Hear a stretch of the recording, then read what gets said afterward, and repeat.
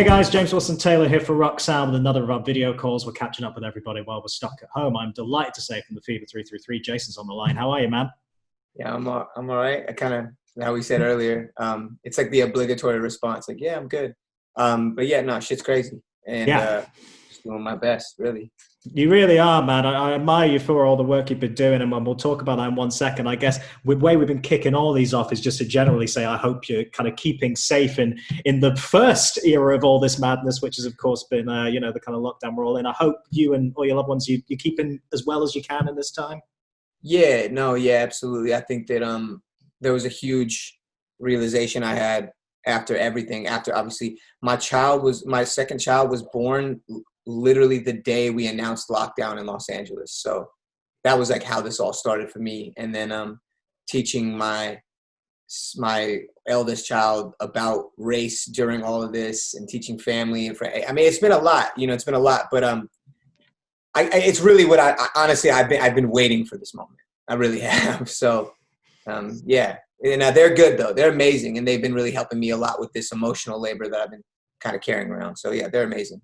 No, of course, man. Of course. Glad you're keeping the family close and have that to lean on. Absolutely. What an incredibly strange time it is. But I'm very, very glad to be able to talk to like yourself, man, who've just been using your platform so unbelievably well. And I really do admire you for all the work you've been doing. And I want to start with the live stream demonstration, which just even from a practical point of view, to put that together on a dime is incredible. I mean, really, like in all this madness, to be able to not only get that strong a message out there, but to be able to put together practically that kind of show is unbelievable. Talk to me about putting that together and the amazing response it's had, really. Yeah. First, I got to shout out to everybody that like behind the scenes, I had an idea, but like, the people that made it happen are just so incredible. Our old tour manager / videographer, Kevin Garcia, actually really sort of led the charge with that. He got us in with his crew. He got us in with that space, which is his. Jake, who's on my team, he's kind of like one of my right-hand men. Jake Allard, he's been really, really important with all that, instrumental. He's actually from the UK, so shouts out to y'all for making some real ones. Our manager, Peter, obviously, Taylor, at our management. So, and obviously the boys, what I'm saying? Steve took a risk and got on a plane to come out here. The boys took a risk with like really being, because I'd been at protests every day and evening since it kind of popped off over here, and them being willing to interact with me after obviously being out there with a bunch of people, which is, not advised at the moment. So yeah, just really, I want to shout everyone out first before we go into that really. And how amazing and incredible, and really explaining to people how much you have to be willing to sacrifice to make things like that happen.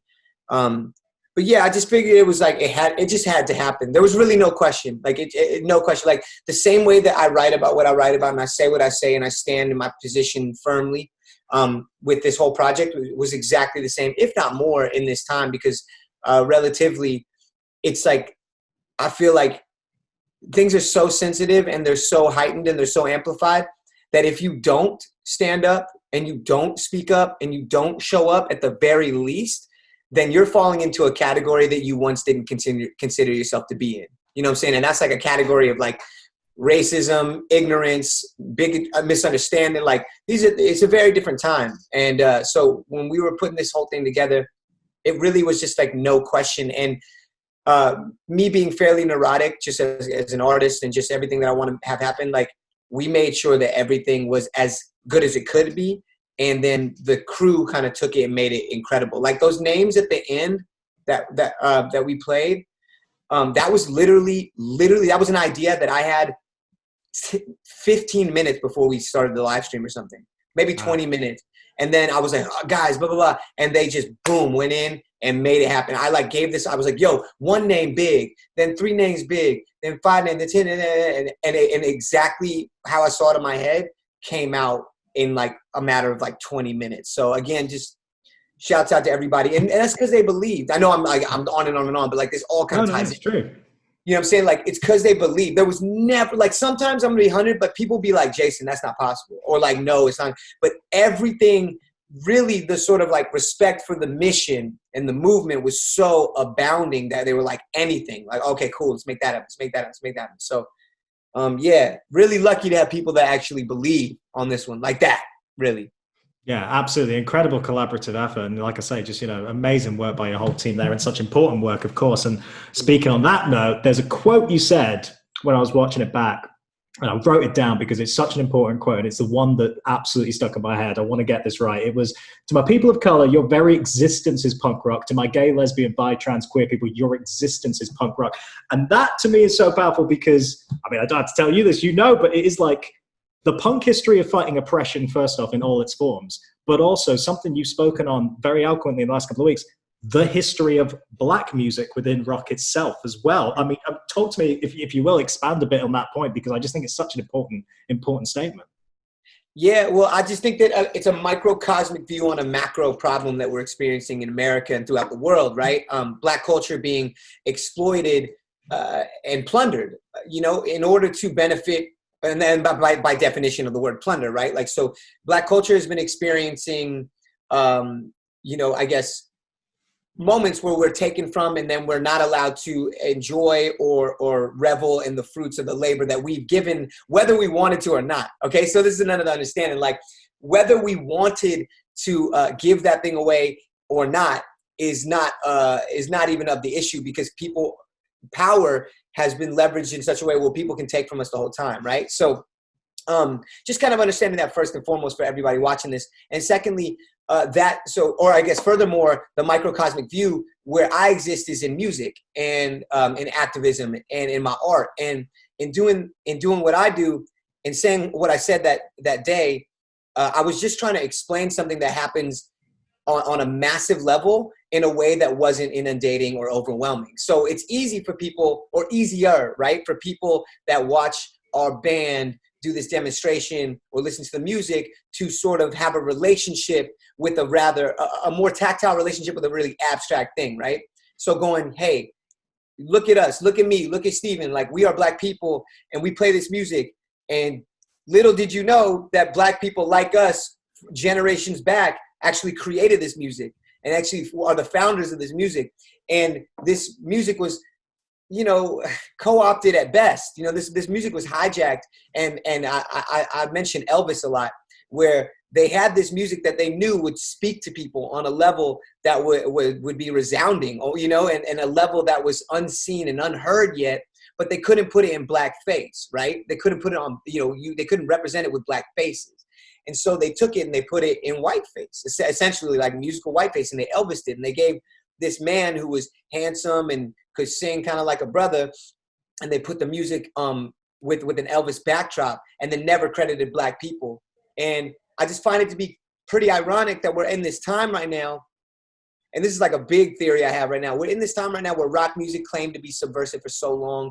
It claimed to be born of rebellion. It was like the music itself was supposed to be a message of rebellion, and I find it interesting that this music that was once Black music and still is Black music, but popularly known as Black music, is now in a place where it should be utilized or could be utilized for what we believed it to be in the first place, born of adversity, born of rebellion.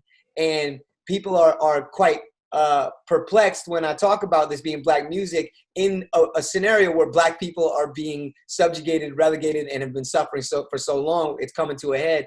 And I think that it's quite ironic that I have to say these things and people be like, oh, I didn't know that. Or, oh, in this scenario right now, again, where I'm utilizing my art as a Black artist to say things are fucked up for Black people. And I'm saying it through this Black music that was taken from Black people by the very power that I'm discussing the whole time. You know what I'm saying? And I do this in every interview.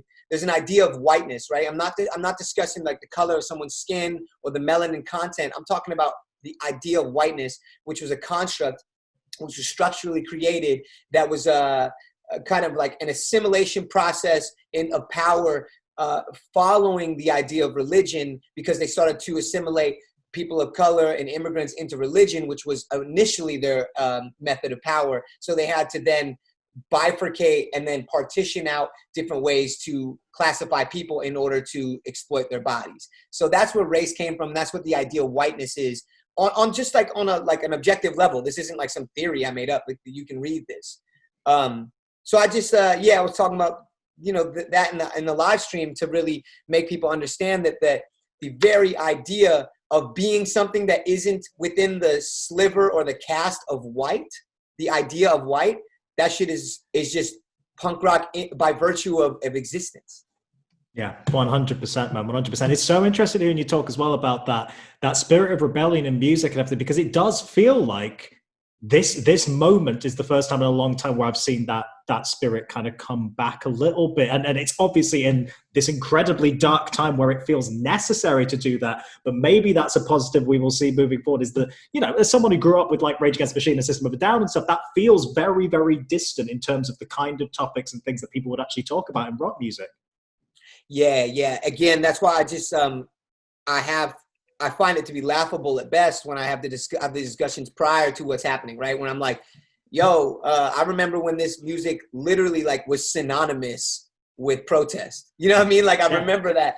And I think people are remembering that though, to speak positively. I think people are remembering that now because I see people or I hear people bumping Rage and Public Enemy and NWA at these protests, right? So we're being reminded of the sort of war cry that we would assign to our movements, and it was music. And art has always precipitated every movement. Like, let's not get it like twisted.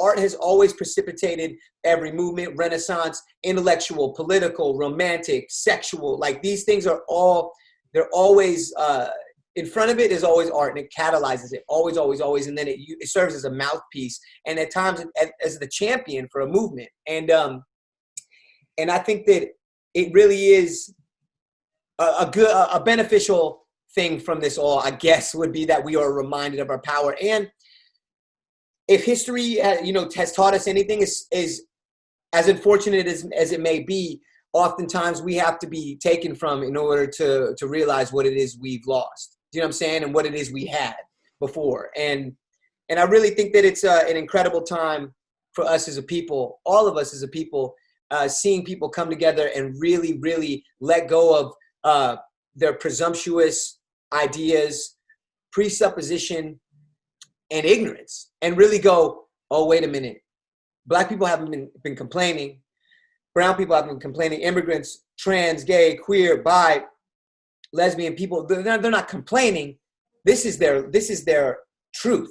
And we're seeing it unfold right in front of us as another brother is killed on brazenly by an emboldened law enforcement agent, kills him on camera in front of other Black people, in his mind, almost knowing that he will not see the consequence that he should be seeing after he murders this man, due to the color of this man's skin, due to the structure that has placed him and subjugated and relegated this man, this body that he is dominating over right now. And somewhere inside of him, if you look, I mean, it's so hard to watch. But I remember watching it and studying this man, his mannerisms, his energy, what he was placing upon us, all of us, by showing us that he can take a body, that he's authorized to take a life and not see the consequence that we would see. That is power. That is what that is. That is power. And it is exertion of force. It is leveraging of power. And it is happening at all times. And we have to understand that we suffer from a tragic history worldwide, especially, I was going to say in Western world, but all over, we suffer from a tragic history of destruction of people's bodies in order to obtain power and acquisition of power. And I just think that it's a time for us, as unfortunate as it is. I am thankful that people seem to be shutting up a little bit and learning and listening a little bit more, Yeah, and speaking of that learning and listening, I guess that is the question that a lot of people, particularly in the scene, for want of a better phrase, have kind of been asking themselves. And I am keen to talk to you, because I know it's something you have been talking about a lot recently. Where does the rock scene go from here? I feel like it's always been, like we've said, traditionally very, very against oppression and very forward thinking and speaking out politically, but clearly there are blind spots there, like what can we do even more to readdress this imbalance as a music scene? Yeah, I think that to touch on that metaphoric or proverbial use of blind spots, to be honest, man, I think we were just closing our eyes. I think that we were just pretending to be blind. I think that a lot of motherfuckers are just walking around with some sunglasses on, pretending to play Ray Charles for Halloween, but Halloween never ended. You know what I'm saying? Halloween was fucking generations. And that's just how I feel, because we've always had these bands. You know, Fever 333, as much as I love to be believed to be an anomaly and particularly unique in this forum, we are not. We are not. There are so many other bands, punk rock bands, fucking metal bands, you know, all the way to fucking folk bands. You know what I'm saying? Like, there's been, this music has existed. And beyond that, there were people outside of the scene that are in a whole nother scene out there doing the work, boots on the ground, really out there, putting the effort, the time, energy, money, or losing their own, you know, and sacrificing for this thing. So for the rock scene, I'm gonna tell you this straight up. I'm gonna give you all like, it's kind of like anecdotal, right? There was a couple bands before that wanted to, you know, they wanted to talk out the side of their neck about Fever and what Fever was doing, you know what I'm saying? And I think in my mind, I think in my mind that those bands were utilizing their privilege because they were white people in white bands from white circumstance and white backgrounds that don't understand and didn't take the time to understand the struggle that I discussed in my music. And I took my music and I reshaped it and reformed it in a way that I thought was appropriate as a black person in rock music or crossover music or hip hop, whatever. And I think it was these bands' privilege to sit there and be upset with a nigga like me or a nigga like Steve playing in rock music, doing our thing and seeing some sort of success. I think that their privilege then fed into their ego, which is granted to them all the time. The idea that this is theirs, that they deserve more. That why did I come out? A nigga came out and made music like this and then all of a sudden it blew up. So they was mad. And whether they want to believe this or accept this or not, that was their privilege to sit back and talk shit and not at me and not talk to me straight up and not come to me like motherfucking real ones. You know what I'm saying? That's your privilege. And that is rock music's privilege. You have the privilege of talking shit about everything that ain't you because you think that everything else belongs to you and that you deserve everything. That's the fucking thing. That's the thing about rock music.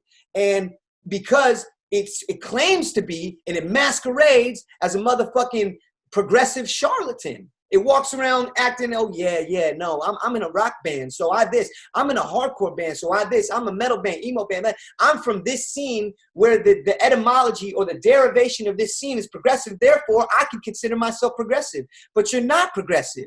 You are not progressive when you want to talk about another band that may look different or do things different and see some success and then puts that success back into the community. But you are so fucking caught up in your own way and so fucking ego driven that you can't see that the benefits of this success could benefit all of us. That's the fucking problem. And that's rock music to me.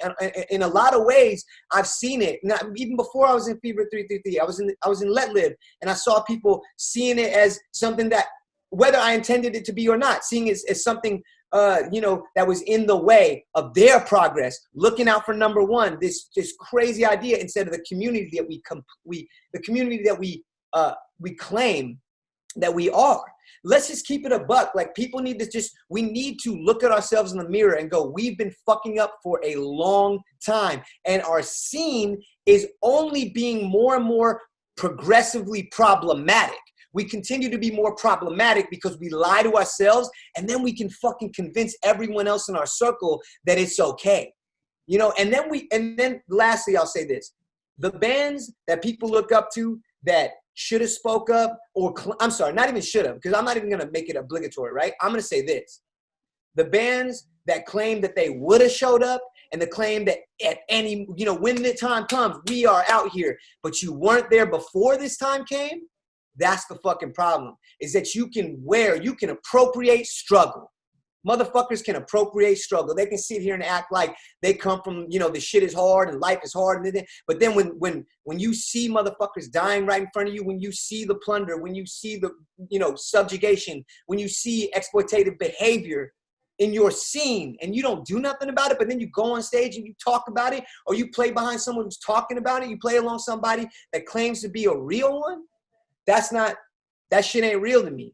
That's a falsehood. And we've been living and feeding into this falsehood while we watch the degenerative identity of rock and alternative music just crumble. And we ain't doing shit about it. So while I appreciate people in rock music really showing up right now, first things first, I welcome you to move forward. I always do. Progress. Hell yeah, let's go. But do not act as if you weren't doing shit before. Once you realize what you weren't doing, you realize how much work you got to do now to make up for all that shit. Because this is a zero-sum game for people like me. You know, all that shit you've been getting and taking and blah, blah, blah, blah, whatever, societally, artistically, in a band, in the scene, all that shit that you've been taking, you know what I'm saying, has left very little for people like myself and Steven and other people of color in this, and other people that are considered other in this scene that don't fit into the white heteronormative sliver of this scene. So first realize what the fuck you weren't doing, you know what I'm saying? And then move forward and understand how much work has to be done. If you really about that shit, if you really want to love the music that black people essentially had stolen from them, you know what I'm saying? If you really are into that shit, if you really about that shit, then you got to do a lot of work with us, because we've been doing the work the whole fucking time. And again, privilege. If you feel as though, oh shit, like I shouldn't have to do this, or that's your motherfucking privilege. So check your privilege first before you come to me with that bullshit about what I'm doing or what I've been doing. And all of us.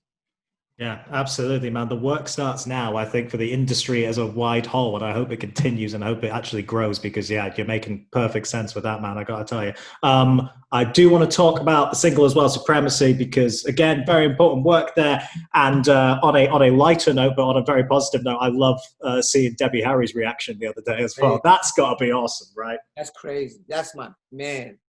Blondie is Debbie. Harry is like a queen on so many levels. She's so incredible, and she's really sort of, her strength in music, but also her personal life is just so incredible. Like I like study this woman with my wife, actually, and her sense of womanhood in a place that, again, is male dominated, the world, but then music, again, in a more concentrated manner, and her creating a space for herself and then holding it down the way she did and has and continues to. That is just incredible. And it really is one of the, going back to what I was saying before, like these other bands that want to talk outside of the neck, at the end of the day, I really don't give a fuck, because Blondie's fucking with it. So y'all can sit the fuck down. I don't give a fuck. That's so true. That's so true. Yeah. Nothing else matters once you got Debbie Harry's stamp of approval, man. Yeah, you know what I'm saying? Like, right it's there. all good. Yeah, 100%. And of course, in terms of what's coming next, we did one of these with your man John Feldman the other day, actually, and he was saying, so he was saying, you guys are coming in, you're going to be starting to work remotely a little bit, I guess, on some new stuff. Yeah. We actually just did 2 songs in 2 days, like yesterday and the day before. So we're going. I think that, you know, and again, I want rock music to remember, and I want art to remember what it's like to be the reactive tool. You know, when something happens, and you should be able to react to that thing in the moment and represent your feelings, you know, through your medium, whether that be visual or sonic or literature, whatever that is. So that's what we're doing. We're going to react. And and this is, again, I'm just speaking objectively, like I don't see as many rock-oriented or guitar-based bands, you know, sort of reacting with releases right at the moment, right? Like Run the Jewels, right? These motherfuckers were like, we're just gonna drop the album like a month early, fuck it, you know. And I'm not saying that they have to, but now that I've observed that and I see that, I feel like that's a lane that I would like to occupy for the movement. So we're working on this.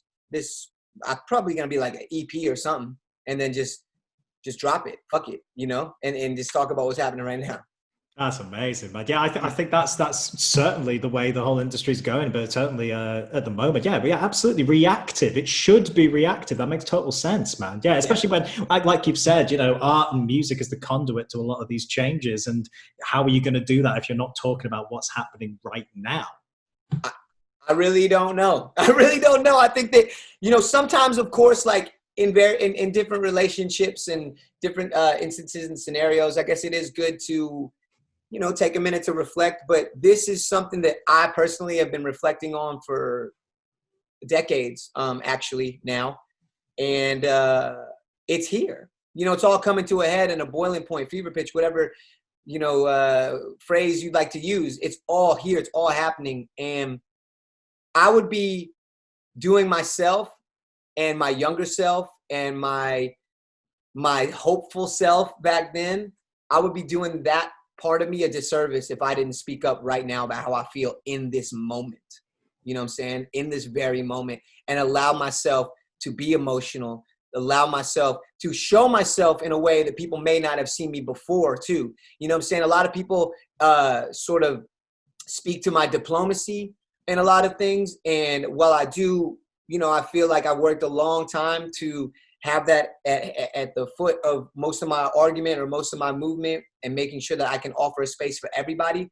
This is so ostensibly imbalanced that I feel I must offset it with very direct, deliberate, and distilled messaging. And that's what I'm going to do. And I'm going to speak on it the way that I feel in that moment. And you know what? I might cool off in a year, or I might cool off in a day, or I might cool off in never. But I just feel as though this representation of who I am and what I believe in this project will be necessary in order to show people that it is okay to sometimes leave the space of hopeful, ultimately positive, absolutely, optimistic, and go into this moment where you're like, this is how I feel, and I'm going to represent it because there's a worth in that too, even if it is negative or seemingly pessimistic at times. Yeah, absolutely. The message is cutting through, man. Like I say, whether it's that quote we were discussing earlier or anything else, I think those direct messages are so important right now. And appreciate what you're doing, man. Keep it up. And we're listening. I look forward to seeing what comes next. And also, as I've said to everybody, really hope we'll get to see you in the UK for some shows when that's allowed again. So hopefully sooner rather than later. Yeah, man. Thank you, bro. And thank you for taking the time to let me, talk my shit. And anybody that's watched this far, thank you too. I know that, I'm saying I spoke on some personal things on this. And typically I speak like societally or sociologically with my own experience. But this is like a little more personal, especially when we're regarding the scene. So thank you so much for that. And also just thank you to the UK. I see y'all out there, man. I see you showing up for Black people. And I know that this goes beyond America, but just Black people, the idea of Blackness. Thank you guys so much. I see you, and I really, really, I get emotional quite often watching the rest of the world come together in solidarity. So thank you all so much. And, there's a lot of work to be done, but I do see y'all doing it. So thank you so much. And thank you, my brother. I appreciate it. No, great to talk to you, man. Really appreciate it. All right, Jason, everybody.